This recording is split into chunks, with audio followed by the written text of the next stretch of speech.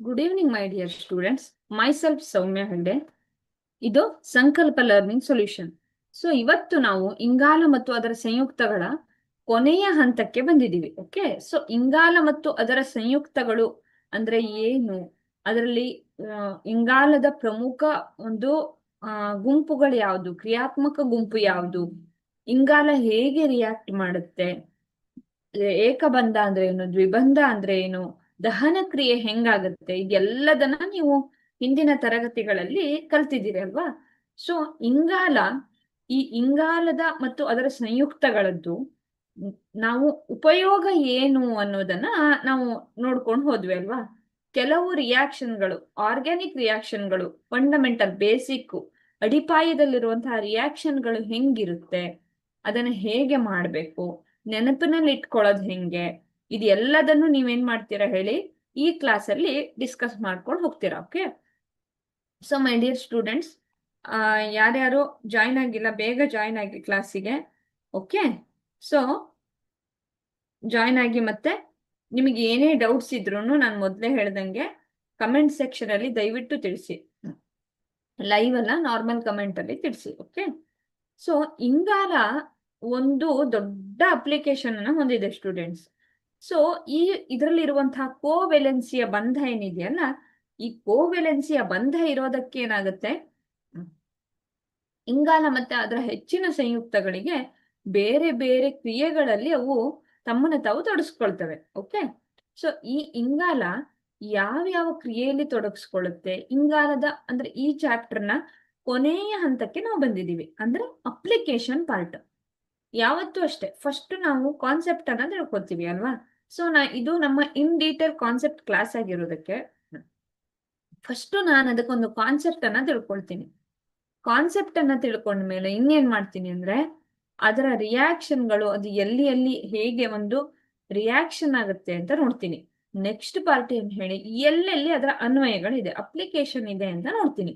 ನಮ್ಮ ದೈನಂದಿನ ಜೀವನದಲ್ಲಿ ಎಲ್ಲೆಲ್ಲಿ ಅಪ್ಲಿಕೇಶನ್ಗಳು ಇದಾವೆ ಅನ್ನೋದನ್ನ ನಾವು ನೋಡ್ಕೊಂಡು ಬರೋಣ. ಓಕೆ, ಸೊ ಓಕೆ, ಜ್ವಾಲೆಯ ಗುಣಲಕ್ಷಣ ಅಂದ್ರೆ ನಿನ್ನೆನೆ ನೋಡ್ದಂಗೆ ಜ್ವಾಲೆಗಳಲ್ಲಿ ಈಗ ಹಿಂಗೊಂದು ಜ್ವಾಲೆ ಇದೆ ಅಂತ ಅನ್ಕೊಳ್ಳಿ.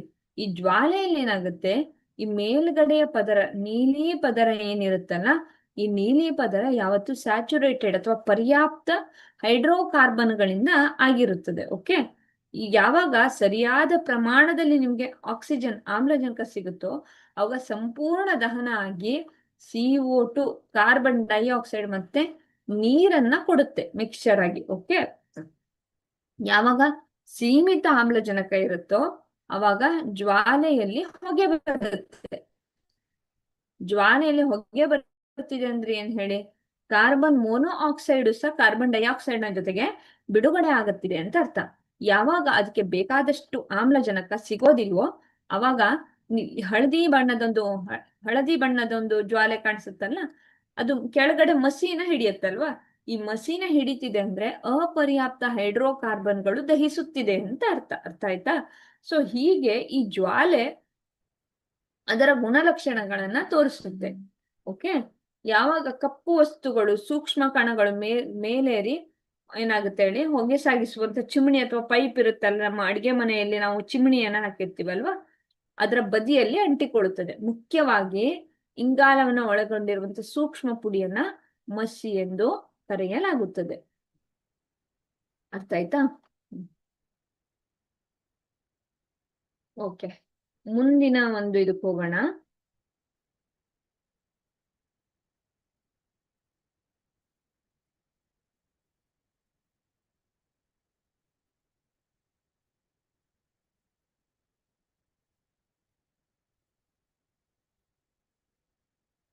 ಓಕೆ, ಮುಂದೆ ಹೋಗೋಣ. ಮುಂದೇನಂದ್ರೆ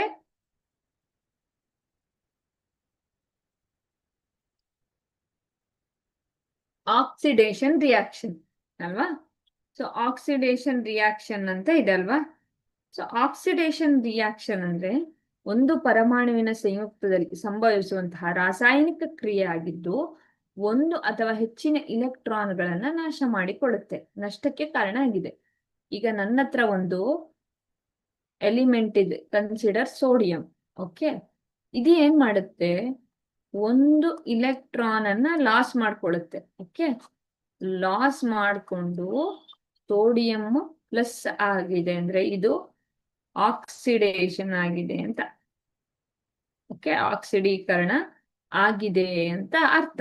ಓಕೆ, ಒಂದು ಪರಮಾಣು ಅಥವಾ ಒಂದು ಸಂಯುಕ್ತದಲ್ಲಿ ಸಂಭವಿಸುವಂತಹ ರಾಸಾಯನಿಕ ಕ್ರಿಯೆ ಒಂದು ಅಥವಾ ಹೆಚ್ಚು ಇಲೆಕ್ಟ್ರಾನ್ಗಳನ್ನು ಏನ್ ಮಾಡ್ಬೋದು ಹೇಳಿ, ನಷ್ಟ ಆಗ್ಬೋದು. ಓಕೆ, ಈಗ Mg ಅಂತ ಅಂದ್ಕೊಳ್ಳಿ, ಮೆಗ್ನೀಷಿಯಂ ಏನ್ ಮಾಡುತ್ತೆ, 2 ಇಲೆಕ್ಟ್ರಾನ್ಗಳನ್ನ ನಾಶ ಮಾಡಿಕೊಂಡು ಆಕ್ಸಿಡೇಷನ್ ಆಗಿರುತ್ತೆ. ಅಂದ್ರೆ ಲಿಯೋಗರ್ ಅಂತ ನಾನೊಂದು ಫಾರ್ಮುಲಾನ ನಾನು ಸ್ಕೂಲ್ಗೆ ಹೋಗುವಾಗಿ ಆ ಲಿಯೋಗರ್ ಅನ್ನ ನಾನು ನೋಡ್ತಿದ್ದೀನಿ. ಓಕೆ, ಲಿಯೋಗರ್ ಅಂದ್ರೆ ಏನಂದ್ರೆ loss of electron oxidation, gain of electron reduction ಅಂತ ಲಿಯೋಗರ್ ಅಂತ. ಓಕೆ, ಸೊ ಆಕ್ಸಿಡೇಷನ್ ಒಂದು ಪರಮಾಣುವಿನಲ್ಲಿ ಹೆಂಗಾಗತ್ತೆ ಅಂದ್ರೆ ಸಂಭವಿಸುವಂತಹ ರಾಸಾಯನಿಕ ಕ್ರಿಯೆ ಆಗಿದ್ದು ಒಂದಕ್ಕಿಂತ ಹೆಚ್ಚು ಇಲೆಕ್ಟ್ರಾನ್ಗಳ ನಷ್ಟಕ್ಕೆ ಕಾರಣ ಆಗಿರುತ್ತೆ. ಓಕೆ, ಒಂದಕ್ಕಿಂತ ಹೆಚ್ಚು ಇಲೆಕ್ಟ್ರಾನ್ಗಳ ನಷ್ಟಕ್ಕೆ ಕಾರಣ ಆಗಿರುವಂತಹ ಕ್ರಿಯೆ ಆಗಿರುತ್ತೆ. ಅಂದ್ರೆ ಅದು ಇಲೆಕ್ಟ್ರಾನ್ ಅನ್ನ ಕೊಡುವಂತಹ ಒಂದು ಕ್ರಿಯೆ ಆಗಿದೆ ಅಂತ. ಈಗ ಇಲ್ಲಿ ನೋಡಿ, ಐರನ್ ಮತ್ತೆ ಇಲ್ಲಿ ಸೋಡಿಯಂ ಸೊಲ್ಯೂಷನ್ ಇದೆ ಅಲ್ವಾ. ಸೋಡಿಯಂ ಏನ್ ಮಾಡುತ್ತೆ, ಇಲೆಕ್ಟ್ರಾನ್ ಅನ್ನ ಕೊಡುತ್ತೆ. ಇಲ್ಲಿ ಆಕ್ಸಿಜನ್ ಅಂಡ್ ಆಕ್ಸಿಜನ್ ಬಾಂಡ್ ಆಗಿ ಇಲೆಕ್ಟ್ರಾನ್ ಫ್ಲೋ ಆಗ್ತಿದೆ, ಇಲ್ಲಿ ಕಾಣಿಸ್ತಿದೆಯಲ್ಲ. ಸೊ ಎಲ್ಲಿ ಹೋಗ್ತಾ ಇದೆ ಸೋಡಿಯಂ, ಓಕೆ, ಆಕ್ಸಿಜನ್ ಐರನ್ನಿಗೆ ಸೇರ್ಕೊಂಡು ಐರನ್ ಆಕ್ಸೈಡ್ ಅನ್ನ ರಿಪೇರ್ ಮಾಡುತ್ತೆ. ಸರಿನಾ? ಸೊ ಐರನ್ ಆಕ್ಸೈಡ್ ಏನಾಗುತ್ತೆ ಹೇಳಿ, ಪ್ರಿಪೇರ್ ಆಗ್ತಿದೆ ಅಂತ. ಸೊ ಆಕ್ಸಿಡೀಕರಣದಲ್ಲಿ ಒಂದು ಪರಮಾಣು ಏನ್ ಮಾಡುತ್ತೆ ಹೇಳಿ, ಒಂದು ಸಂಭವಿಸುವಂತ ರಾಸಾಯನಿಕ ಕ್ರಿಯೆ ಆಗಿದ್ದು ಒಂದು ಅಥವಾ ಹೆಚ್ಚು ಇಲೆಕ್ಟ್ರಾನ್ಗಳ ನಷ್ಟಕ್ಕೆ ಕಾರಣ ಆಗಿರುತ್ತೆ. ಓಕೆ, ನೋಡಿ ಇಲ್ಲಿ ಆಕ್ಸಿಡೈಸಿಂಗ್ ಏಜೆಂಟ್, ಈ ಆಕ್ಸಿಜನ್ ಅನ್ನ ಇಲೆಕ್ಟ್ರಾನ್ ಅನ್ನ ಎಳ್ಕೋಬೇಕಲ್ವಾ ನನಗೆ, ನಾನೇನ್ ಮಾಡ್ತೀನಿ, ಆಕ್ಸಿಡೈಸಿಂಗ್ ಏಜೆಂಟ್ ಗಳನ್ನ ಬಳಸ್ತೀನಿ. ದಟ್ ಮೇ ಬಿ KMnO4 ಅಥವಾ K2Cr2O7, ಇವೆಲ್ಲ ಆಕ್ಸಿಡೈಸಿಂಗ್ ಏಜೆಂಟ್ಗಳು. ಯಾವಾಗ ಈ ಪರಮಾಣು ಏನ್ ಮಾಡುತ್ತೆ, ಆಕ್ಸಿಡೇಷನ್ ಏಜೆಂಟ್ಗಳ ಜೊತೆ ರಿಯಾಕ್ಟ್ ಆಗುತ್ತಲ್ಲ, ಆಕ್ಸಿಡೇಷನ್ ಏಜೆಂಟ್ಗಳ ಜೊತೆಗೆ ರಿಯಾಕ್ಟ್ ಆದಾಗ ಇಲ್ಲಿ ನೋಡಿ, ಆಕ್ಸಿಜನ್ ಜೊತೆ ಒಂದು O ಬಾಂಡ್ ಬಂತು, ಕರೆಕ್ಟಾ? ಇಲ್ಲಿ ಏನಾಯ್ತು ಹೇಳಿ, ಇಲ್ಲಿ ಫಸ್ಟ್ ಎಲ್ಲ ಹೈಡ್ರೋಜನ್ಗಳಿದ್ವು ಎಥೆನಾಲ್ ಅಲ್ಲಿ, OH ಇತ್ತಲ್ವಾ, ಈ ಕಡೆ ಪಾರ್ಟ್ ಅಲ್ಲಿ, ಈ ಕಡೆ ಪಾರ್ಟ್ ಅಲ್ಲಿ. ಸೊ ಇಲ್ಲಿ ಏನಾಯ್ತು, ಒಂದು ಆಕ್ಸಿಜನ್ ಜೊತೆಗೆ ಬಂಧ ಉಂಟಾಗಿ OH ಅಂತ ಆಯ್ತು. ಅರ್ಥ ಆಯ್ತಾ? ಅದು ನೆಕ್ಸ್ಟ್ ಹೈಡ್ರೇಟೆಡ್ ಆಯ್ತು, ನೆಕ್ಸ್ಟ್ ಅಸಿಟಿಕ್ ಆಸಿಡ್ ಆಗಿ ಕನ್ವರ್ಟ್ ಆಯ್ತು. ಅರ್ಥ ಆಯ್ತಾ? ಓಕೆ, ಸೊ OH ಸೊ ಏನಾಯ್ತು, 2 ಹೈಡ್ರೋಜನ್ ಜೊತೆಗೆ ಇನ್ನೊಂದು ಆಕ್ಸಿಜನ್ ಸೇರ್ಕೊಂತು. ಓಕೆನಾ? ಆಕ್ಸಿಡೇಷನ್ ಅಥವಾ ರಿಡಕ್ಷನ್ ಅಂದ್ರೆ ಏನ್ ಹೇಳಿ, ರಿಡಕ್ಷನ್ ಅಂದ್ರೆ ಇಲೆಕ್ಟ್ರಾನ್ ಅನ್ನ ಕಳೆದುಕೊಳ್ಳುವಂತಹ ಕ್ರಿಯೆ. ಓಕೆ, ಇಲೆಕ್ಟ್ರಾನ್ ಅನ್ನ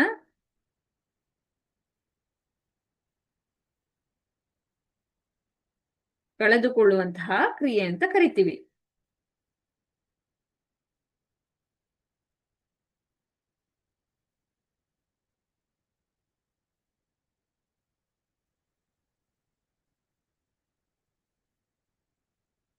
ಓಕೆ, ಸೊ ಇಲ್ಲಿ ಗೇನ್ ಆಫ್ ಇಲೆಕ್ಟ್ರಾನ್ ರಿಡಕ್ಷನ್ ಅಂತ ಕರಿತೀವಿ ನಾವು ಇಂಗ್ಲಿಷ್ ಅಲ್ಲಿ. ಗೇನ್ ಅಂದ್ರೆ ಏನು, ಈ ಕಳ್ಕೊಂಡಿರೋ ಇಲೆಕ್ಟ್ರಾನ್ ಇದೆಯಲ್ಲ, ಇದನ್ನ ಪಡ್ಕೊಳ್ಳೋದು ಅಂತ ಅರ್ಥ. ಅರ್ಥ ಆಗ್ತಿದ್ಯಾ? ಸೊ ನೆಕ್ಸ್ಟ್ ಹೋಗೋಣ, ಸಂಕಲನ ಕ್ರಿಯೆ. ಸಂಕಲನ ಅಂದ್ರೆ ಏನು ಅಂತ ಹೇಳಿ, ಫಸ್ಟ್ ಅಂದ್ರೆ ಕೂಡಿಸೋದು ಅಂತ, ಕೂಡಿಸುವಂತಹ ಕ್ರಿಯೆ. ಓಕೆ, ಕೂಡಿಸುವ ಕ್ರಿಯೆ. 2 ಅಣುಗಳು ಪ್ರತಿಕ್ರಿಯಿಸಿ ಸಂಯೋಜಿಸುವ ಅಣುಗಳ ಎಲ್ಲಾ ಪರಮಾಣುಗಳನ್ನ ಹೊಂದಿರುವ ಒಂದೇ ಉತ್ಪನ್ನವನ್ನ ರೂಪಿಸುವಂತಹ ಪ್ರತಿಕ್ರಿಯೆಗಳನ್ನ ಸಂಕಲನ ಪ್ರತಿಕ್ರಿಯೆಗಳು ಎಂದು ಕರೆಯಲಾಗುತ್ತದೆ ಅಂತ ಹೇಳುತ್ತೆ. ಓಕೆ ಓಕೆ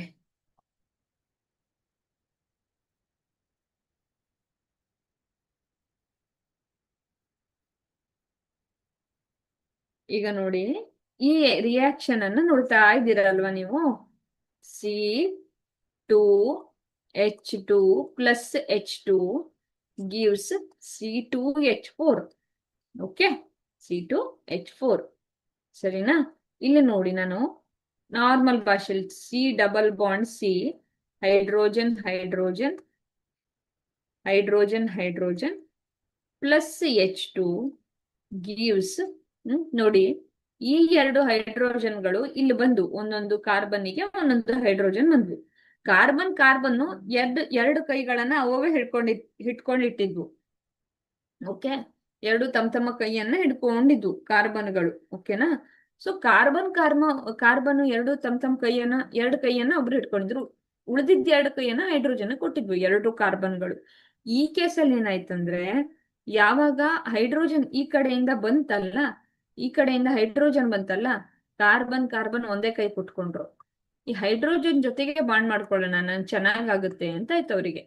ಸೊ ಏನಾಯ್ತು ಹೇಳಿ, ಇಲ್ಲಿಗ ಎರಡು ಕಡೆನೂ ಹೈಡ್ರೋಜನ್ ಆಡ್ ಆಯ್ತು, ಕೂಡಿಸಿದ್ವಿ ಹೈಡ್ರೋಜನ್ ಅನ್ನ. ಈ ತರ ಕೂಡಿಸುವಂತಹ ಕ್ರಿಯೆಯನ್ನ ಏನಂತ ಕರಿತೀವಿ? ಸಂಕಲನ ಕ್ರಿಯೆ ಅಂತ ಕರಿತೀವಿ. ಇಲ್ಲಿ ಎಲ್ಲೂ ಎಲಿಮಿನೇಷನ್ ಆಗೋದೇ ಇಲ್ಲ. ಏನಾಗುತ್ತೆ ಹೇಳಿ, ಬರೀ ರಿಯಾಕ್ಟೆಂಟ್ ಗಳನ್ನ ಕೂಡಿಸ್ತೀವಿ, ನಾವು ಒಂದಕ್ಕೊಂದನ್ನ ಕೂಡಿಸ್ತೀವಿ. ಓಕೆ, ಸೊ ರಿಯಾಕ್ಟೆಂಟ್ ಗಳನ್ನ ಕೂಡಿಸುವಂತಹ ಪ್ರಕ್ರಿಯೆಯನ್ನ ಕೂಡಿಸಿ ಒಂದು ಉತ್ಪನ್ನ ಉಂಟಾಗುತ್ತದೆ. ಅರ್ಥ ಆಯ್ತಾ? ಸೊ ಒಂದು ಉತ್ಪನ್ನವನ್ನು ಉಂಟು ಮಾಡುವಂತಹ ಪ್ರಕ್ರಿಯೆಯನ್ನ ಸಂಕಲನ ಕ್ರಿಯೆ ಎಂದು ಕರೆಯುತ್ತೀವಿ ನಾವು. ಓಕೆ, ಸಂಕಲನ ಕ್ರಿಯೆ ಅಂತ ಕರಿತೀವಿ. ಓಕೆ, ಸೊ ಹೈಡ್ರೋಜಿನೇಷನ್ ರಿಯಾಕ್ಷನ್ ಅಂತ ಕರಿತೀವಿ. ಓಕೆ, ಹೈಡ್ರೋಜಿನೇಷನ್ ರಿಯಾಕ್ಷನ್ ಅಂದ್ರೆ, ಹೈಡ್ರೋಜಿನೇಷನ್ ಅಂದ್ರೆ ಏನು? ಹೈಡ್ರೋಜನ್ ಅನ್ನ ಆಡ್ ಮಾಡೋದು ಅಂತ. ಇಲ್ಲಿ ನೋಡಿ, ಹೈಡ್ರೋಜನೀಕರಣ ಅಂದ್ರೆ ಏನ್ ಹೇಳಿ? ಹೈಡ್ರೋಜನ್ ಅನ್ನ ಕೂಡಿಸೋದು ಅಂತ, ಪ್ಲಸ್ ಮಾಡೋದು ಅಂತ. ಓಕೆ, ಹೈಡ್ರೋಜನ್ ಅನ್ನ ಕೂಡಿಸೋದು. ಈ ಕ್ರಿಯೆಯಲ್ಲಿ ನಿಕ್ಕೆಲ್, ಪೆಲಾಡಿಯಂ, ಪ್ಲಾಟಿನಂನಂತಹ ವೇಗವರ್ಧಕದ ಉಪಸ್ಥಿತಿಯಲ್ಲಿ ಹೈಡ್ರೋಜನ್ ಅನ್ನು ದ್ವಿಬಂಧ ಅಥವಾ ತ್ರಿಬಂಧಕ್ಕೆ ಸೇರಿಸಲಾಗುತ್ತದೆ. ಏನ್ ಮಾಡ್ತೀವಿ ಈ ರಿಯಾಕ್ಷನ್ ಅಲ್ಲಿ? ಈ ವೇಗವರ್ಧಕಗಳು ಅಂದ್ರೆ ಈ ನೋಡಿ, ನಿಕ್ಕೆಲ್ ಅಥವಾ ಪ್ಲಾಟಿನಂ, ಪೆಲೇಡಿಯಂ ಕೆಟಲಿಸ್ಟ್ ಆಗಿ ಬಳಸ್ತೀವಿ. ಈ ರಿಯಾಕ್ಷನ್ ಏನಿದೆಯಲ್ಲ ಹೈಡ್ರೋಜಿನೇಷನ್, ಇದು ತುಂಬಾ ಸ್ಲೋ ರಿಯಾಕ್ಷನ್. ನಾವೇನ್ ಮಾಡ್ತೀವಿ, ಈ ರಿಯಾಕ್ಷನ್ ಅನ್ನ ಸ್ಪೀಡ್ ಮಾಡಕ್ಕೆ ಏನನ್ನ ಯೂಸ್ ಮಾಡ್ತೀವಿ? ವೇಗವರ್ಧಕಗಳಂತಹ ನಿಕ್ಕೆಲ್, ಪೆಲಾಡಿಯಂ, ಪ್ಲಾಟಿನಂ ಅನ್ನ ಉಪಸ್ಥಿತಿಯಲ್ಲಿ ಬಳಸ್ತೀವಿ. ಓಕೆ, ಇವಾಗ ಹೀಗಿರೋದು ಏನಿದೆಯಲ್ಲ, ಇದರಿಂದ ದ್ವಿಬಂಧ ತ್ರಿಬಂಧಗಳು ಏನಿರುತ್ತವಲ್ಲ, ಅದು ಮುರಿದು, ಆ ಬಂಧ ಮುರಿದು ಏಕಬಂಧ ಏರ್ಪಡುತ್ತದೆ ಸುಮಾರು ಕೇಸ್ಗಳಲ್ಲಿ. ಯಾಕೆಂದ್ರೆ ಇಲ್ಲಿ ಅನ್ಸ್ಯಾಚುರೇಟೆಡ್ ಇದಕ್ಕೇನ್ ಹೇಳಿ, ಕಾರ್ಬನ್ ಜೊತೆ ಕಾರ್ಬನ್ಗೆ ಇರಕ್ ಈ ತರ ಬಾಂಡ್ ಮಾಡ್ಕೊಳಕ್ ಇಷ್ಟ ಇಲ್ಲ. ಆದ್ರೆ ಇನ್ನೇನ್ ಮಾಡೋದು, ಬೇರೆ ಹೈಡ್ರೋಜನ್ ನಮಗಿಲ್ಲ ಅಂದಾಗ ಇವು ಈ ತರ ಬಾಂಡ್ ಆಗಿರ್ತವೆ. ಯಾವಾಗ ಎಕ್ಸ್ಟ್ರಾ ಹೈಡ್ರೋಜನ್ ಬಂದು ತಾನು ಆಡ್ ಆಗ್ತೀನಿ ಅಂತ ಬರುತ್ತೋ, ಇವರಿಬ್ರು ಒಂದೊಂದೇ ಕೈ ಹಿಡ್ಕೋಬೇಕಲ್ಲ. ಕಾರ್ಬನ್ ಒಂದು ಬ್ಯಾಕ್ ಬೋನ್ ಬಾಂಡಿಂಗ್ ಮಾಡ್ಕೋಬೇಕಲ್ಲ. ಆ ತರ ಬಾಂಡಿಂಗ್ ಅನ್ನ ಮಾಡ್ಕೊಂಡು ಏನ್ ಮಾಡ್ತವೆ ಅಂದ್ರೆ, ಬಾಂಡಿಂಗ್ ಅನ್ನ ಹಿಂಗೆ ಮೂರು ಬಾಂಡಿಂಗ್ ಅನ್ನ ಮಾಡ್ಕೊಂಡು ಹೈಡ್ರೋಜನ್ ಅನ್ನ ಆಡ್ ಮಾಡಿದಾಗ C2H4 ನಮಗೆ ಅಲ್ಕೇನ್ ಸಿಗುತ್ತೆ. ಅಲ್ಕೀನ್ ಅಥವಾ ಅಲ್ಕೈನಿಂದ ನಮಗೆ ಏನ್ ಸಿಗುತ್ತೆ? ಅಲ್ಕಿನ್ ಸಿಗುವಂತಹ ಪ್ರಕ್ರಿಯೆ ಸಂಕಲನ ಅಂದ್ರೆ ಇಷ್ಟೇ ನೆನ್ಪಿಟ್ಕೊಳ್ಳಿ. ಏನಂದ್ರೆ ಎಡಿಷನ್ ಆಫ್ ಹೈಡ್ರೋಜನ್ ಅನ್ನ ಆಡ್ ಮಾಡ್ಕೊಂಡು ಹೋಗ್ತೀವಿ ನಾವು. ಓಕೆ, ಅದನ್ನ ಎಡಿಷನ್ ಆಫ್ ಹೈಡ್ರೋಜನ್ ಅಂತ ಕನ್ಸಿಡರ್ ಮಾಡ್ತೀವಿ. ಓಕೆ, ನೋಡಿ ಇಲ್ಲಿ ಕಾರ್ಬೋನೇಟ್ ಇಂಟರ್ಮೀಡಿಯೇಟ್ ಆಗಿರುತ್ತೆ. ನೋಡಿ, ಹೈಡ್ರೋಜನ್ ಬಂದು ಅಟ್ಯಾಕ್ ಆಗುತ್ತೆ. ಸೊ ಕಾರ್ಬನ್ ಸ್ಟೇಬಲ್ ಆಗುತ್ತೆ. ಸೊ ಡಬಲ್ ಬಾಂಡ್ ಬ್ರೇಕ್ ಆಗುತ್ತೆ ಅಷ್ಟೇ. ಅರ್ಥ ಆಗ್ತಿದ್ಯಾ? ಸೊ ಡಬಲ್ ಬಾಂಡ್ ಏನಾಗುತ್ತೆ ಹೇಳಿ? ಬ್ರೇಕ್ ಆಗುವಂತಹ ರಿಯಾಕ್ಷನ್ ಆಗಿರುತ್ತೆ ಇದು. ಸರಿನಾ? ಓಕೆ, ಎಥೆನಾಲ್ ಮತ್ತೆ ಎಥೆನೋಯಿಕ್ ಆಮ್ಲ. ಓಕೆ, ಎಥೆನಾಲ್ ಅಂದ್ರೆ ಅದು CH2OH ಅಲ್ವಾ? ಎಥೆನೋಯಿಕ್ ಅಂದ್ರೆ CHCOOH. ಓಕೆ, CHCOOH ಅಲ್ವಾ? ಸೊ ಎಥೆನಾಲ್ ಮತ್ತೆ ಎಥೆನೋಯಿಕ್ ಆಮ್ಲ ಏನು, ಅದರ ಒಂದು ಗುಣಲಕ್ಷಣಗಳೇನು ಅಂತ ನೋಡೋಣ. ಓಕೆ, ಗುಣಲಕ್ಷಣಗಳೇನು? ಎಥೆನಾಲ್ C2H5OH ಆಹ್ಲಾದಕರವಾದ ವಾಸನೆಯನ್ನು ಹೊಂದಿದೆ. ಅದಕ್ಕೆ ಅರೋಮೆಟಿಕ್ ಕಂಪೌಂಡ್ಗಳು ಅಂತ ಕರೆಯೋದು. ಅರೋಮೆಟಿಕ್ ಅಂದ್ರೆ ಏನ್ ಹೇಳಿ? ಅರೋಮಾ ಅಂದ್ರೆ ಪರಿಮಳ ಅಂತ. ಈ ಎಥೆನಾಲು, ಎಥೆನೋಯಿಕ್ ಆಸಿಡ್ಗಳು, ಬೆನ್ಜೋಯಿಕ್ ಆಸಿಡ್ಗಳು, ಅಸಿಟಿಕ್ ಆಸಿಡ್ಗಳು, ಇವೆಲ್ಲವೂ ಏನ್ ಹೇಳಿ ತುಂಬಾ ಒಳ್ಳೆಯ ಪರಿಮಳವನ್ನ ಹೊಂದಿರ್ತವೆ ಎಥೆನಾಲ್. ಸೊ ಬಣ್ಣರಹಿತವಾಗಿದೆ. ನಿಮ್ಗೆ ಕಾಣಿಸ್ತಿದೆ ಅಲ್ವಾ ಚಿತ್ರದಲ್ಲಿ? ಅದಕ್ಕೆ ಬಣ್ಣ ಇಲ್ಲ. ಓಕೆ, ಚಿತ್ರದಲ್ಲಿ ಕಾಣಿಸಿಗುವಂತೆ ಅದಕ್ಕೆ ಬಣ್ಣ ಇರೋದಿಲ್ಲ. ಅರ್ಥ ಆಗ್ತಿದ್ಯಾ? ಸೊ ಬಣ್ಣರಹಿತವಾಗಿರುತ್ತೆ. ಓಕೆ, ಇದು 351 ಕೆಲ್ವಿನ್ ತಾಪಮಾನದಲ್ಲಿ ಕುದಿಯುತ್ತದೆ ಅಂತ. ಏನ್ ಮಾಡುತ್ತೆ ಹೇಳಿ? 351 ಕೆಲ್ವಿನ್ ತಾಪಮಾನದಲ್ಲಿ ಕುದಿಯುತ್ತದೆ. ಇದು ಎಲ್ಲಾ ಪ್ರಮಾಣದ ನೀರಿನೊಂದಿಗೆ ಬೆರೆಯುತ್ತದೆ. ಏನ್ ಮಾಡುತ್ತೆ ಹೇಳಿ? ನೀರಿನ ಪ್ರಮಾಣ ಹೆಂಗಿದೆ ಅನ್ನೋದ್ರ ಮೇಲೆ, ಎಲ್ಲಾ ಪ್ರಮಾಣದ ಮೇಲೆ ಏನಾಗುತ್ತೆ? ಬೆರೆಯುತ್ತದೆ. ಓಕೆ, ಎಲ್ಲಾ ಪ್ರಾಪರ್ಟೀಸ್ ಆಫ್ ವಾಟರ್ ಜೊತೆಗೆ ಇದು ಬೆರೆಯುತ್ತದೆ. ಎಥೆನಾಲ್ ವಿದ್ಯುತ್ ವಾಹಕವಲ್ಲ. ಏನಾಗೋದಿಲ್ಲ ಹೇಳಿ? ಇಥೆನಾಲ್ ಅಲ್ಲಿ ನೀವು 2 ತಾಮ್ರದ ತಂತಿ ಇಟ್ರೆ ಅದು ವಿದ್ಯುತ್ತನ್ನ ತನ್ನ ಮೂಲಕ ಪ್ರವಹಿಸೋಕೆ ಬಿಡೋದಿಲ್ಲ. ಆಯ್ತಾ? ತನ್ನ ಮೂಲಕ ವಿದ್ಯುತ್ತನ್ನ ಪ್ರವಹಿಸೋಕೆ ಬಿಡೋದೇ ಇಲ್ಲ ಅದು.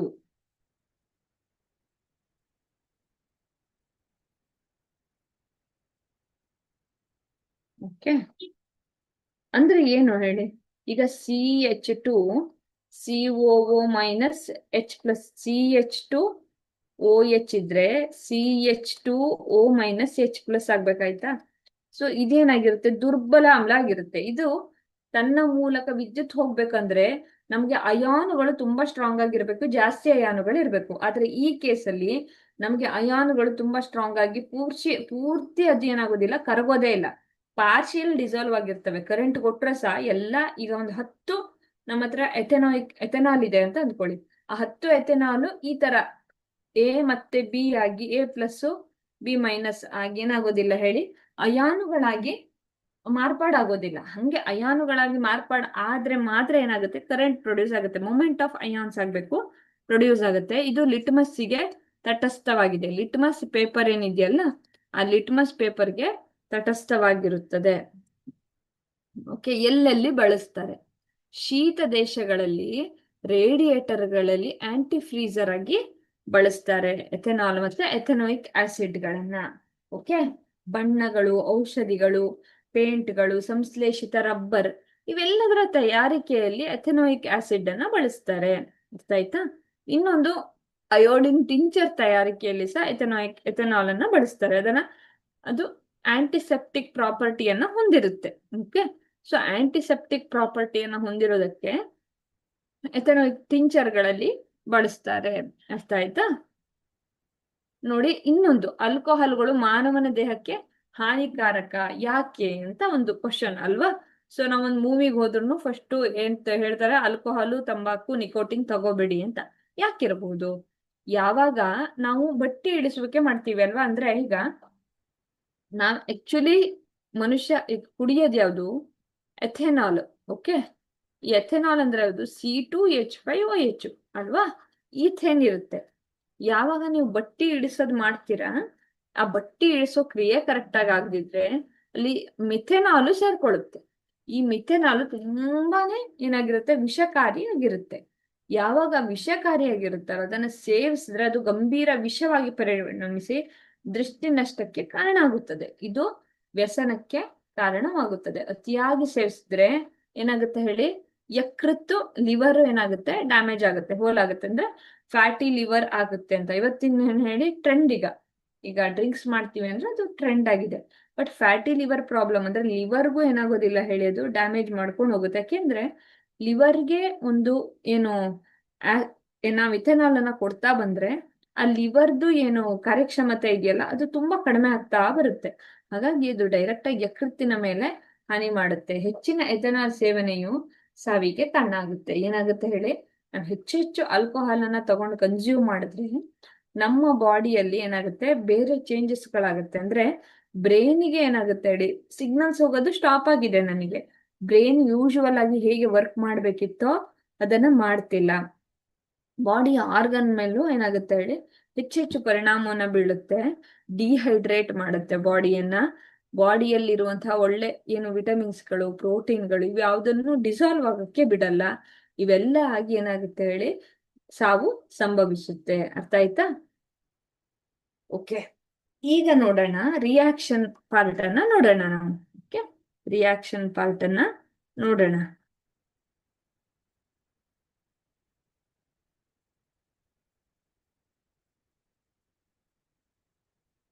ಓಕೆ, ಸೊ ನೋಡಿ C2H5OH Na ಅಂತ ಇದೆ. C2H5O ಇದು ನೆಗೆಟಿವ್ ಪಾರ್ಟ್, ಹೈಡ್ರೋಜನ್ ಏನು ಪಾಸಿಟಿವ್, ಇದು ಪಾಸಿಟಿವ್ ಪಾರ್ಟ್. ಸೊ ಇದು ಹೋಗಿ ಯಾರು ಬಂದ್ರು ಆ ಜಾಗಕ್ಕೆ Na ಬಂತು. ಅರ್ಥ ಆಗ್ತಿದ್ಯಾ?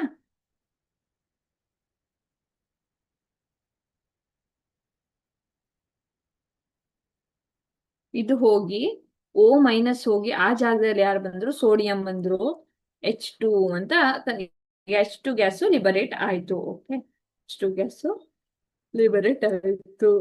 ಓಕೆ, ನಿರ್ಮೂಲನೆ ಕ್ರಿಯೆ, ಅಲ್ಲಿ ಎಡಿಷನ್ ಅಂತ ಓದಿದ್ವಿ ಅಲ್ವಾ, ಇಲ್ಲಿ ಏನ್ ಹೇಳಿ ತೆಗೆದು ಹಾಕೋದು. ನಿರ್ಮೂಲನೆ ಕ್ರಿಯೆಯು ಒಂದು ರೀತಿಯ ಕ್ರಿಯೆಯಾಗಿದ್ದು ಇದರಲ್ಲಿ ಒಂದು ಅಣುವಿನಿಂದ 2 ಬದಲಿಗಳನ್ನ ತೆಗೆದುಹಾಕ್ತೀವಿ ನಾವು.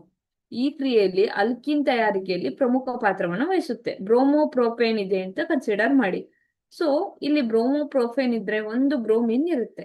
ಓಕೆ, ಒಂದು ಬ್ರೋಮಿನ್ ಇದ್ರೆ ಯಾವಾಗ ನಾವು ಇಲ್ಲಿ ನೋಡಿ, ಇಲ್ಲಿ CH3 CH CH3 ಇದೆ ನಮ್ಮ ಹತ್ರ ಅಲ್ವಾ, ಪ್ಲಸ್ ಬೇಸ್ ಅಂತ ತಗೊಂಡ್ರೆ CH3 CH2 plus HBr plus base H plus. Okay, so ಏನಾಗುತ್ತೆ ಅಂದ್ರೆ ಒಂದು ಕ್ರಿಯೆ ನಡೀತಾ ಇದೆ ಅಂದ್ರೆ ಅಲ್ಲಿ ಒಂದು ಹೈಡ್ರೋಜನ್ ಮತ್ತೆ ಒಂದು ಬ್ರೋಮಿನ್ ಏನಾಗುತ್ತೆ, HBr ರಿಮೂವ್ ಆಗಿ ಪ್ರಾಡಕ್ಟ್ ಪ್ರೋಪೀನ್ ಸಿಗುತ್ತೆ ನಮ್ಗೆ. ಅರ್ಥ ಆಗ್ತಿದ್ಯಾ? ಸೊ ಇಲ್ಲಿ ಏನಾಯ್ತು ಅಂದ್ರೆ ಕಂಪ್ಲೀಟ್ ಆಗಿ ನಿಮ್ಗೆ ಚಿತ್ರದಲ್ಲಿ ಕಾಣಿಸ್ತಿದೆ ಅಲ್ವಾ, ಕಂಪ್ಲೀಟ್ ಆಗಿ ಏನಾಗ್ತಿದೆ ಹೇಳಿ, ಕಂಪ್ಲೀಟ್ ಆಗಿ ಒಂದು ಅಣುವಿನ ಬದಲಿಗೆ 2 ಅಣುಗಳನ್ನ ತೆಗೆದಾಕ್ತಿದೀವಿ, ನಿರ್ಮೂಲನೆ ಮಾಡ್ತಿದೀವಿ. ಇಂಗ್ಲಿಷ್ ಅಲ್ಲಿ ಇದನ್ನ ಎಲಿಮಿನೇಷನ್ ರಿಯಾಕ್ಷನ್ ಅಂತ ಕರೀತಾರೆ. ಅರ್ಥ ಆಗ್ತಿದ್ಯಾ? ಸೊ ನಿರ್ಜಲೀಕರಣ ಅಥವಾ ಡಿಹೈಡ್ರೇಷನ್, ನಾವ್ ಹೇಳ್ತೀವಲ್ವಾ ನಮ್ಮ ಬಾಡಿಯಲ್ಲಿ ಡಿಹೈಡ್ರೇಟ್ ಆಗಿದೆ ನನ್ನ ಬಾಡಿ, ಅದಕ್ಕೆ ನಾನು ಜಾಸ್ತಿ ನೀರು ಕುಡಿಬೇಕು. ಈ ಡಿ ಅಂತ ಬಂದಿದೆ ಅಂತ ಏನ್ ಪದ ಇದೆಯಲ್ಲ, ಇದೆಲ್ಲ ರಿಮೂವ್ ಮಾಡೋದು. ಓಕೆ, ಸೊ 443 K ನಲ್ಲಿ ಎಥೆನಾಲ್ ಕೇಂದ್ರೀಕೃತ ಸಲ್ಫ್ಯೂರಿಕ್ ಆಮ್ಲದೊಂದಿಗೆ ವರ್ತಿಸಿದಾಗ ಏನಾಗುತ್ತೆ ಹೇಳಿ, ಎಥಿಲಿನ್ ಉತ್ಪಾದನೆ ಆಗುತ್ತೆ. ಇದು ಎಥೆನಾಲಿನ ನಿರ್ಜಲೀಕರಣ ರಿಯಾಕ್ಷನ್ ಅಂತ ಕರಿತೀವಿ.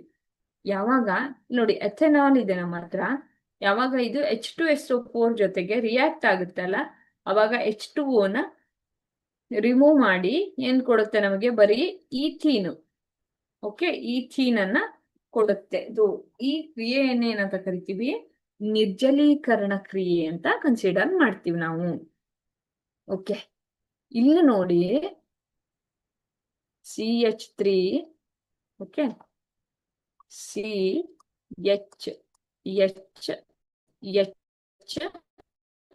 CH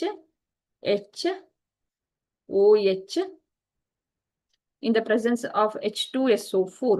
ಒಂದು ಹೈಡ್ರೋಜನ್ ಅನ್ನ ತೆಗೆದ್ವಿ, ಏನ್ ಮಾಡಿದ್ವಿ, ಒಂದು OH ಅನ್ನ ತೆಗೆದ್ವಿ. ಅವಾಗ ಏನಾಯ್ತು, CH2 ಇಲ್ಲಿಂದ ಒಂದು ಹೈಡ್ರೋಜನ್ ಅನ್ನ ತೆಗೆದ್ವಿ, ಅಲ್ಲಿಂದ ಒಂದು ತೆಗೆದ್ವಿ, ಗಿವ್ಸ್ H2O. Okay, H2O. ಅರ್ಥ ಆಗ್ತಿದ್ಯಾ? ಸೊ ಈ ರಿಯಾಕ್ಷನ್ ಅಲ್ಲಿ ಏನಾಗ್ತಿದೆ ಹೇಳಿ, ಒಂದು OH ಅನ್ನ ಇಲ್ಲಿಂದ ತೆಗೆದೆ, ಒಂದು H ಅನ್ನ ಇಲ್ಲಿಂದ ತೆಗೆದ್ರೆ ನಂಗೆ ಏನ್ ಸಿಕ್ತು, ನಂಗೆ CH ಸಿಕ್ತು ಅಲ್ವಾ, CH2 ಸಿಕ್ತು.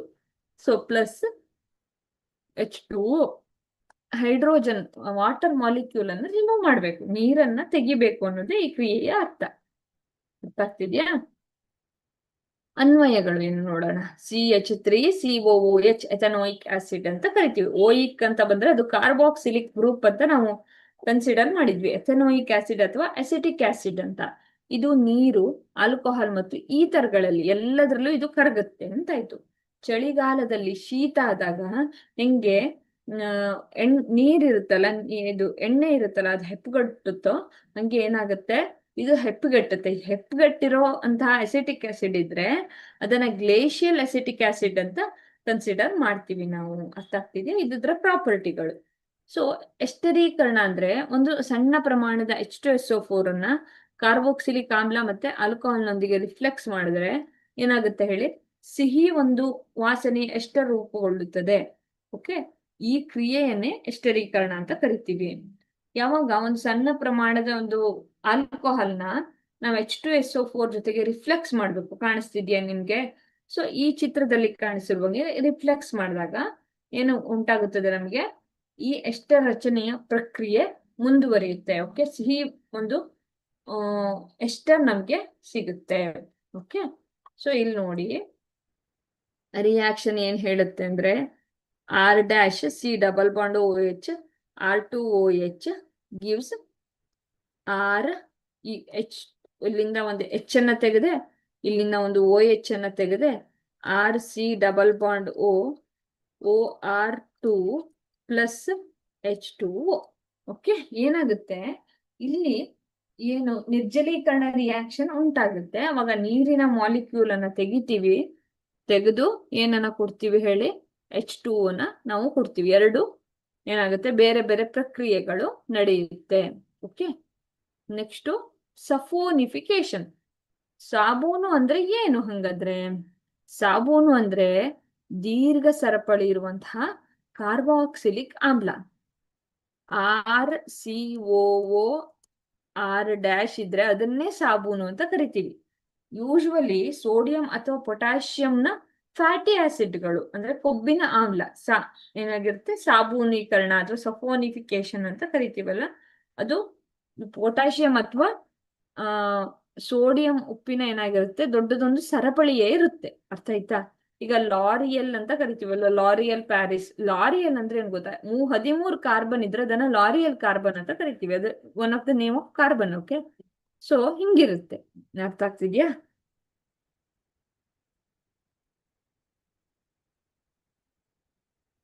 ಓಕೆ, ಸೊ ಸಫೋನಿಫಿಕೇಶನ್ ಅಂದ್ರೆ ಇಲ್ಲಿ ಕಾಣಿಸ್ತಿದ್ಯಲ್ಲ ಕಾರ್ಬನ್ ಇರೋದು, ಇದು ನಾನ್ ಅಯಾನಿಕ್ ಹೈಡ್ರೋಫೋಬಿಕ್. ಅಂದಿದ್ದು ಏನಾಗುತ್ತೆ ಹೇಳಿ? ನೀರಿನೊಂದಿಗೆ ರಿಯಾಕ್ಟ್ ಆಗೋದಿಲ್ಲ.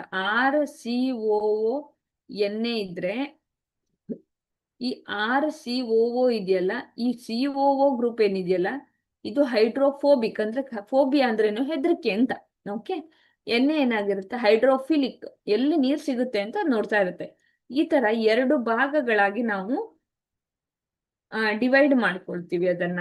ಓಕೆ ಓಕೆ, ಇವು ಏನ್ ಮಾಡ್ತವೆ? ತೈಲಗಳು ಅಥವಾ ಕೊಬ್ಬಿನ ಈ ರೀತಿಯ ಕ್ಷಾರೀಯ ಜಲವಿಚ್ಛೇದನವನ್ನ ಮಾಡೋದನ್ನ ಸಫೋನಿಫಿಕೇಶನ್ ಅಂತ ಕರಿತೀವಿ ನಾವು. ಓಕೆ, ಸೊ ತರಕಾರಿ ಅಥವಾ ಪ್ರಾಣಿ ಮೂಲದ ಎಣ್ಣೆ, ಕೊಬ್ಬು ಕೇಂದ್ರೀಕೃತವಾಗಿದ್ರೆ ಅದನ್ನ ಸೋಡಿಯಂ ಅಥವಾ ಪೊಟ್ಯಾಷಿಯಂ ಹೈಡ್ರಾಕ್ಸೈಡ್ ನೊಂದಿಗೆ ಮಿಕ್ಸ್ ಮಾಡಿದಾಗ ಏನ್ ಕೊಡುತ್ತೆ ಹೇಳಿ? ಹೈಡ್ರಾಲಿಸಿಸ್, ಜಲವಿಚ್ಛೇದನ ಉಂಟಾಗಿ ಗ್ಲಿಸರಾಲ್ ಒಂದು ಪ್ರಾಡಕ್ಟ್ ಆಗಿ ಬರುತ್ತೆ. ಗ್ಲಿಸರಾಲ್.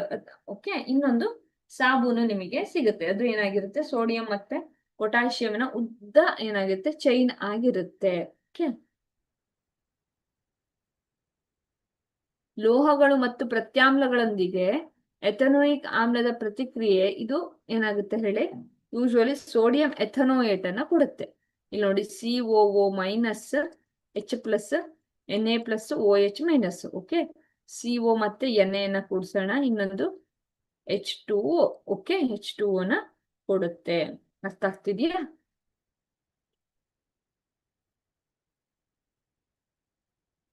ಕಾರ್ಬೋನೇಟ್ಗಳು ಮತ್ತು ಬೈಕಾರ್ಬೋನೇಟ್ಗಳು ಎಥನೋಯಿಕ್ ಆಮ್ಲದೊಂದಿಗೆ ವರ್ತಿಸಿ ಏನ್ ಕೊಡುತ್ತೆ ಹೇಳಿ? ಕಾರ್ಬಾಕ್ಸಿಲಿಕ್ ಆಸಿಡ್ ಅನ್ನ ಕೊಡುತ್ತೆ. ಅಂದ್ರೆ COOH ಅನ್ನ ಕೊಡುತ್ತೆ. ಕಾರ್ಬನ್ ಮತ್ತೆ ಬೈಕಾರ್ಬೋನೇಟ್ಗಳೊಂದಿಗೆ ಪ್ರತಿಕ್ರಿಯಿಸಿ ಏನನ್ನ ಕೊಡುತ್ತೆ ಹೇಳಿ? CO2 ಅನ್ನ ಕೊಡುತ್ತೆ. ಕಾರ್ಬನ್ ಡೈಆಕ್ಸೈಡ್ ಅನ್ನ ಕೊಡುತ್ತೆ. ಅಂದ್ರೆ ನೋಡಿ, CO minus H plus Na ಮತ್ತೆ CO3, that is CH3COO Na H2O CO2. Okay, CH3COOH ಇದ್ರೆ CH3COO Na ಇದನ್ನ ಕೊಡುತ್ತೆ. ಪ್ಲಸ್ ವಾಟರ್ ಮಾಲಿಕ್ಯೂಲ್ ಒಂದು ಕಂಪಲ್ಸರಿ, ಇನ್ನೊಂದು CO2 ಅನ್ನ ಕೊಡುತ್ತೆ. ಓಕೆ,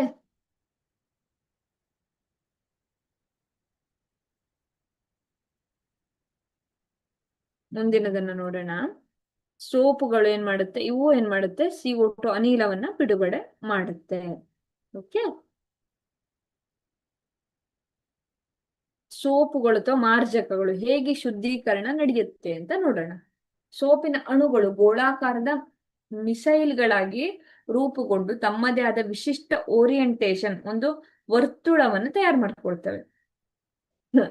ನೋಡಿ, ಈ ಮಿಸೈಲ್ಗಳ ತರ ಮಾಡ್ಕೊಂಡು ಈ ಒಂದು ಏನು ಕೊಳೆಯ ಪಾರ್ಟಿಕಲ್ ಇದೆಯಲ್ಲ ಅದ್ರ ಮೇಲೆ ಹೇಗೆ ಆಯಿಲ್ ಅಥವಾ ಡೆಡ್ ಪಾರ್ಟಿಕಲ್ ಮೇಲೆ ಬಂದು ಬೀಳ್ತಿದ್ದಾವೆ ಮಿಸೈಲ್ಗಳು ಅಂತ ನೋಡಿ, ಕಾಣಿಸ್ತಿದ್ಯಾ ನಿಮಗೆ? ಸೋಪ್ ಮಾಲಿಕ್ಯೂಲ್ಗಳು ಹಿಂಗೆ ಬೀಳ್ತಿದ್ದಾವೆ. ನೆಕ್ಸ್ಟ್, ಸೋಪಿನ ಅಣುಗಳು ಧ್ರುವೀಯವಲ್ಲದ ಹೈಡ್ರೋಫೋಬಿಕ್ ಭಾಗ ಹೊರಗಡೆ ಇರುತ್ತೆ. ನೋಡಿ, ಆಯಿಲ್ ಅಥವಾ ಡರ್ಟಿ ಪಾರ್ಟ್ ಇರುತ್ತೆ. ಹೈಡ್ರೋಫಿಲಿಕ್ ಪಾರ್ಟ್ ಏನಿರುತ್ತೆ ಹೇಳಿ ಒಳಗಡೆ ಹೋಗುತ್ತೆ. ಓಕೆ, ವಾಟರ್ ಹತ್ರ ಹೋಗುತ್ತೆ. ಹೈಡ್ರೋಫೋಬಿಕ್ ಏನಾಗುತ್ತೆ, ಹೊರಗಡೆ ಬರುತ್ತೆ. ಓಕೆ, ಸೊ ಎಣ್ಣೆಯ ಭಾಗವನ್ನ ಹೈಡ್ರೋಫೋಬಿಕ್ ಭಾಗ ಏನ್ ಮಾಡುತ್ತೆ, ಅಟ್ರಾಕ್ಟ್ ಮಾಡ್ತಾ ಇರುತ್ತೆ. ಓಕೆ, ಹೈಡ್ರೋಫೋಬಿಕ್ ಪಾರ್ಟ್ ಅನ್ನ ಅಟ್ರಾಕ್ಟ್ ಮಾಡಿ ನೀರಿನ ಅಣುಗಳನ್ನ ಆಕರ್ಷಿತ ಮಾಡುತ್ತೆ. ಹೈಡ್ರೋಫಿಲಿಕ್ ಏನ್ ಮಾಡುತ್ತೆ, ನೀರನ್ನ ಅಟ್ರಾಕ್ಟ್ ಮಾಡುತ್ತೆ. ಹೈಡ್ರೋಫೋಬಿಕ್ ಏನ್ ಮಾಡುತ್ತೆ, ಏನು ಗಲೀಜಿರುತ್ತಲ್ಲ, ಬಟ್ಟೆಯಲ್ಲಿರೋ ಕೊಳಕು, ಎಣ್ಣೆ, ಜಿಡ್ಡು, ಇವನ್ನ ಅಟ್ರಾಕ್ಟ್ ಮಾಡ್ತಾ ಇರುತ್ತೆ. ಈ ತರ ನಡೀತಾ ಇರುತ್ತೆ. ನೆಕ್ಸ್ಟ್ ಏನ್ ಮಾಡುತ್ತೆ, ಬಟ್ಟೆನ ಉಜ್ಜುವಾಗ ಈ ಮಿಸೈಲ್ಗಳು ಎಣ್ಣೆಯನ್ನ ತಗೊಂಡು ಹೋಗ್ಬಿಡ್ತವೆ. ಕಾಣಿಸ್ತಿದೆ ಅಲ್ಲ ನಿಮಗೆ ಚಿತ್ರದಲ್ಲಿ? ಈ ತರ ಎಣ್ಣೆಯ ಒಂದು ಬಟ್ಟೆಯನ್ನ ಏನ್ ಮಾಡ್ತವೆ ಹೇಳಿ, ಎತ್ಕೊಂಡು ಹೋಗ್ತವೆ. ಸೊ ಎಣ್ಣೆಯನ್ನ ತಗೊಂಡು ಹೋದಾಗ, ಯೂಶುವಲಿ ಸಾಗಿಸ್ತಾ ಇದ್ದಾಗ ಬಟ್ಟೆ ನಾರುಗಳಿಂದ ಅವುಗಳನ್ನ ಬೇರ್ಪಡಿಸುತ್ತೆ. ಯಾಕೆಂದ್ರೆ ಫಸ್ಟ್ ಬಂದು ಮಿಸೈಲ್ಗಳು ಅಟ್ಯಾಕ್ ಮಾಡಿದ್ವು, ಹೈಡ್ರೋಫೋಬಿಕ್ ಪಾರ್ಟ್ ಏನ್ ಮಾಡ್ತಾ ಹೇಳಿ, ಆ ಎಣ್ಣೆ ಜಿಡ್ಡಿನ ಜೊತೆಗೆಲ್ಲ ಸೇರ್ಕೊಳ್ತು. ಆಮೇಲೆ ಏನ್ ಮಾಡ್ತು, ಅದಷ್ಟನ್ನು ತಗೊಂಡು ರಿಮೂವ್ ಮಾಡ್ಬಿಡ್ತದು. ಓಕೆ, ಬೇರ್ಪಡಿಸುತ್ತೆ. ಓಕೆ, ಸೊ ಈ ತರ ಏನಾಗುತ್ತೆ, ಯೂಶುವಲಿ ಬಟ್ಟೆಗಳನ್ನ ನಾವು ಏನ್ ಮಾಡ್ತೀವಿ ಹೇಳಿ, ಕ್ಲೀನ್ ಮಾಡ್ಕೊಳ್ತೀವಿ, ರಿಮೂವ್ ಮಾಡುತ್ತೆ. ಓಕೆ, ಇನ್ನೊಂದು ಹಾರ್ಡ್ ವಾಟರ್. ಓಕೆ, ನಮಗ್ ಗೊತ್ತಲ್ವಾ, ಯೂಶುವಲಿ ಕೆಲವು ನದಿ ಹತ್ರ ಇವಾಗಂತೂ ನದಿ ಹತ್ರ ಇರುವಂತಹ ಜಾಗ ಅಥವಾ ಹೊಳೆ, ನದಿ, ಜರಿ ಈ ತರ ಇರೋ ಜಾಗ ಬಿಟ್ರೆ ಉಳಿದಿದ್ದೆಲ್ಲಾ ಜಾಗದಲ್ಲೂ ಗಡಸ್ ನೀರ್ ಇದ್ದೇ ಇರುತ್ತೆ. ಅರ್ಥ ಆಗ್ತಿದ್ಯಾ? ಗಡಸ್ ನೀರ್ ಅಂದ್ರೆ ಏನು ಹಂಗಾದ್ರೆ, ಕ್ಯಾಲ್ಸಿಯಂ ಅಥವಾ ಮೆಗ್ನೀಷಿಯಂ ಲವಣಗಳನ್ನ ಹೊಂದಿರುತ್ತೆ. ಮುಖ್ಯವಾಗಿ ಕ್ಯಾಲ್ಸಿಯಂ ಬೈಕಾರ್ಬೋನೇಟ್, ಕ್ಲೋರೈಡ್ಗಳು, ಸಲ್ಫೈಡ್ಗಳು, ಮತ್ತೆ ಮೆಗ್ನೀಷಿಯಂ ಬೈಕಾರ್ಬೋನೇಟ್, ಕ್ಲೋರೈಡ್ ಮತ್ತೆ ಸಲ್ಫೈಡ್ಗಳು, ಇಷ್ಟನ್ನು ಹೊಂದಿರುವಂತಹ ನೀರನ್ನ ನಾವೇನಂತ ಕರಿತೀವಿ, ಗಡಸು ನೀರು ಅಂತ ಕನ್ಸಿಡರ್ ಮಾಡ್ತೀವಿ. ಹಂಗಾದ್ರೆ ನನಗೆ ಗಡಸು ನೀರು ಇದು ಅಂತ ಹೆಂಗ್ ಗೊತ್ತಾಗತ್ತೆ? ಈಗ ನೀವು ಬಿಸಿ ಮಾಡಿದ್ವಿ ಅನ್ಕೊಳ್ಳಿ, ಒಂದು ಬೆಳ್ಳಗಿನ ಒಂದು ಸ್ಕಮ್ ತರ ಫಾರ್ಮೇಶನ್ ಆಗಿದ್ರೆ ಅದನ್ನ ಗಡಸು ನೀರು ಅಂತ ಕರಿತೀವಿ ನಾವು. ಅರ್ಥ ಆಗ್ತಿದ್ಯಾ? ಅದನ್ನ ಗಡಸು ನೀರು ಅಂತ ಕನ್ಸಿಡರ್ ಮಾಡ್ತೀವಿ.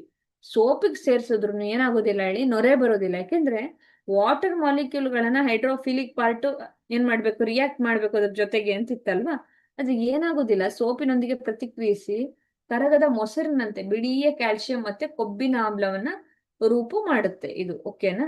ಸೊ ಹಾಗಾಗಿ ಗಡಸು ನೀರ್ ಏನ್ ಮಾಡುತ್ತೆ, ಸೋಪ್ನೊಂದಿಗೆ ಸೇರಿದಾಗ ಬೇಗ ನೊರೆ ಕೊಡೋದೇ ಇಲ್ಲ. ಏನ್ ಮಾಡುತ್ತೆ ಹೇಳಿ, ಮೆತ್ತಿಗೆ ನೊರೆ ಕೊಡುತ್ತೆ. ಬಟ್ಟೆ ಕ್ಲೀನ್ ಆಗೋದಿಲ್ಲ, ಬಾಡಿ ಕ್ಲೀನ್ ಆಗೋದಿಲ್ಲ. ಅಷ್ಟು ಗಡಸು ನೀರಲ್ಲಿ ಸ್ನಾನ ಮಾಡಿದಾಗ ಮೈಯೆಲ್ಲ ಅಂಟಂಟಾಗುತ್ತೆ. ಕಾರಣ ಇದೆ, ಕ್ಯಾಲ್ಸಿಯಂ ಮತ್ತೆ ಮೆಗ್ನೀಷಿಯಂ ಅಯಾನುಗಳು ಸೋಪಿನೊಂದಿಗೆ ಪ್ರತಿಕ್ರಿಯಿಸಿ ಏನ್ ಮಾಡ್ತವೆ, ಕರಗದ ಒಂದು ಮೊಸರಿನ ತರ ಇವು ಒಂದು ಇದನ್ನ ವಸ್ತುವನ್ನ ಕೊಡುತ್ತವೆ. ಅರ್ಥ ಆಗ್ತಾ ಇದೆಯಾ? ಸೊ ಇಲ್ಲಿ ನೋಡಿ, C17H35COO ಎಣ್ಣೆ ಅಲ್ವಾ, ಇದು COO, ಇದು ಎಣ್ಣೆ. ಈ ಎಣ್ಣೆ ಅನ್ನೋದು ಹೈಡ್ರೋಫಿಲಿಕ್ ಅಂದ್ರೆ ನೀರಿಗೆ ಏನಾಗಿರುತ್ತೆ ಹೇಳಿ, ಲವಿಂಗ್. ಹಾರ್ಟ್ ಬಿಡ್ಸೋಣ ಇಲ್ಲೊಂದು. ಓಕೆ, ನೀರನ್ನ ಅಟ್ರಾಕ್ಟ್ ಮಾಡುತ್ತೆ. ಹೈಡ್ರೋಫೋಬಿಕ್, ಇದು ನೀರನ್ನ ರಿಪೆಲ್ ಮಾಡುತ್ತೆ, ವಿರುದ್ಧ ದೂರ ತಳ್ತಾ ಇರುತ್ತೆ. ಮೆಗ್ನೀಷಿಯಂ ಕ್ಲೋರೈಡ್ ಅಥವಾ ಕ್ಯಾಲ್ಸಿಯಂ ಕ್ಲೋರೈಡ್ ಇದ್ರೆ ಈ ಸೋಡಿಯಂ ಅನ್ನ ಏನ್ ಮಾಡ್ಬಿಡ್ತೇವೆ, ರೀಪ್ಲೇಸ್ ಮಾಡ್ಬಿಡ್ತವೆ. ಇದೇನ್ ಮಾಡುತ್ತೆ, ಸೋಡಿಯಂ ಕ್ಲೋರೈಡ್ ಅನ್ನ ಮಾಡ್ಕೊಳುತ್ತೆ. ಸೊ ಹಾಗಾಗಿ ಏನಾಗೋದಿಲ್ಲ ಹೇಳಿ, ಆ ವಸ್ತು, ಆ ಬಟ್ಟೆ ಏನಿದೆಯಲ್ಲ ಅದು ಕ್ಲೀನ್ ಆಗೋದೇ ಇಲ್ಲ. ಅರ್ಥ ಆಗ್ತಿದ್ಯಾ? ಸೊ ಸೋಪಿನ ಶುಚಿಗೊಳಿಸುವ ಸಾಮರ್ಥ್ಯಕ್ಕೆ ಅಡ್ಡಿ ಮಾಡುತ್ತೆ ಇದು. ಸೊ ಗಟ್ಟಿಯಾಗಿದ್ರೆ ತುಂಬಾ ಸೋಪ್ ವೇಸ್ಟ್ ಆಗುತ್ತೆ. ಹಂಗಾದ್ರೆ ನಾನೀಗ ಸೋಪು ಅಥವಾ ಮಾರ್ಜಕಗಳನ್ನ ನಾನೀಗ ಮಾರ್ಕೆಟ್ ಅಲ್ಲಿ ಬರ್ತಿದೆ ಅಲ್ವಾ, ಬೇಕಾಗಿರೋ ತರದ್ದು ಸೋಪ್ಗಳು, ಮಾರ್ಜಕಗಳು ಇವೆಲ್ಲ ಬರ್ತಿದಾವೆ. ಬಟ್ ಈಗ ಸೋಪು ಮಾರ್ಜಕಗಳನ್ನ ಕಡಿಮೆ ಬಳಸಿ ಈ ತರ ಎಲ್ಲ ಬರ್ತಿದಾವೆ. ಯಾಕೆಂದ್ರೆ ಇದು ಕಾರ್ಬನ್ ಏನು ಚೈನ್ ಇದೆಯಲ್ಲ, C17H35 ಅಂದ್ರೆ 17 ಕಾರ್ಬನ್ ಚೈನ್ ಇದಾವೆ. ಮತ್ತೆ ಇದಕ್ಕೆ ಬ್ರಾಂಚ್ಗಳು ಜಾಸ್ತಿ ಇದಾವೆ ಅಲ್ವಾ. ಸೊ ಇದೇನಾಗೋದಿಲ್ಲ, ಈಸಿಲಿ ಬಯೋಡಿಗ್ರೇಡೇಬಲ್ ಅಲ್ಲ. ಏನಾಗೋದಿಲ್ಲ ಹೇಳಿ, ಏನು ವಸ್ತುಗಳಿದಾವಲ್ಲ, ಈ ಈ ಬ್ಯಾಕ್ಟೀರಿಯಾಗಳು ಬೇಗ ಬೇಗ ಏನ್ ಮಾಡೋದಿಲ್ಲ ಹೇಳಿ, ಅದನ್ನ ಚೆನ್ನಾಗಿ ಡಿಗ್ರೇಡ್ ಮಾಡೋದಿಲ್ಲ, ಕಟ್ ಮಾಡಕ್ ಸಾಧ್ಯ ಇಲ್ಲ, ಅಷ್ಟು ದೊಡ್ಡ ಚೈನ್ ಇದೆ. ಸೊ ನಾನು ಯಾವಾಗ ಪದೇ ಪದೇ ಪದೇ ಪದೇ ಈ ತರ ಸೋಪ್ಗಳನ್ನೇ ಬಳಸ್ಕೊಂಡು ಹೋಗ್ತೀನೋ, ನೀರಿನ ಜೊತೆಗೆ ಇವು ರಿಯಾಕ್ಟ್ ಆದಾಗ ಏನಾಗುತ್ತೆ ಹೇಳಿ, ಜಲಮಾಲಿನ್ಯ ಉಂಟು ಮಾಡುತ್ತೆ. ಅದಕ್ಕೆ ನಾವು ಕಲರ್ಫುಲ್ ಶಾಂಪುಗಳು, ಕಲರ್ಫುಲ್ ಸೋಪ್ಗಳು ಎಲ್ಲ ಬಳಸ್ತೀವಿ. ಮೊದ್ಲಾಗಿದ್ರೆ ಒಂದು 3-4 ಸೋಪ್ಗಳ ಇವಿದ್ವು, ಆದ್ರೆ ಇವಾಗ ಹಂಗಲ್ಲ.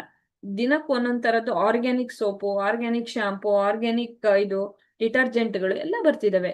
ಆದ್ರೂನು ಅವುಗಳ ಮೂಲ ಗುಣ ಏನ್ ಹೇಳಿ, ವಸ್ತುಗಳನ್ನ ಕ್ಲೀನ್ ಮಾಡೋದು ಅಷ್ಟೇ ಅದ್ರ ಗುಣ. ಸೊ ಅದೇನ್ ಮಾಡ್ತಾರೆ, ಸ್ವಲ್ಪ ಈಗ ಲಾರಿಯಲ್ ಪ್ಯಾರಿಸ್, ಲಾರಿಯಲ್ ಅಂದ್ರೆ ಏನು, ಯಾವುದೋ ಒಂದು ಜಾಗದ ಹೆಸರಲ್ಲ. ಲಾರಿಯಲ್ ಅಂದ್ರೆ ಕಾರ್ಬನ್ 13 ಇದ್ರೆ ಅದನ್ನ ಲಾರಿಯಲ್ ಅಂತ ಕರಿತೀವಿ ನಾವು. ಓಕೆ, ಏನ್ ಮಾಡುತ್ತೆ, ಈ ಗಡಸು ನೀರಿರ್ಬು ಇದನ್ನ ಶುಚಿಗೊಳಿಸೋದೇ ಇಲ್ಲ, ಬಟ್ಟೆಗೆ ಅಂಟಿಕೊಳ್ಳೋದಿಲ್ಲ. ಅದರಿಂದ ಸೋಪನ್ನ ಶುಚಿಗೊಳಿಸೋ ಸಾಮರ್ಥ್ಯವನ್ನ ಕಡಿಮೆ ಮಾಡ್ತೀವಿ. ನಾವು ತಲೆಗೆ ಸ್ನಾನ ಮಾಡಿದ್ರೆ ಅದು ಜಿಡ್ಡಿರುತ್ತೆ.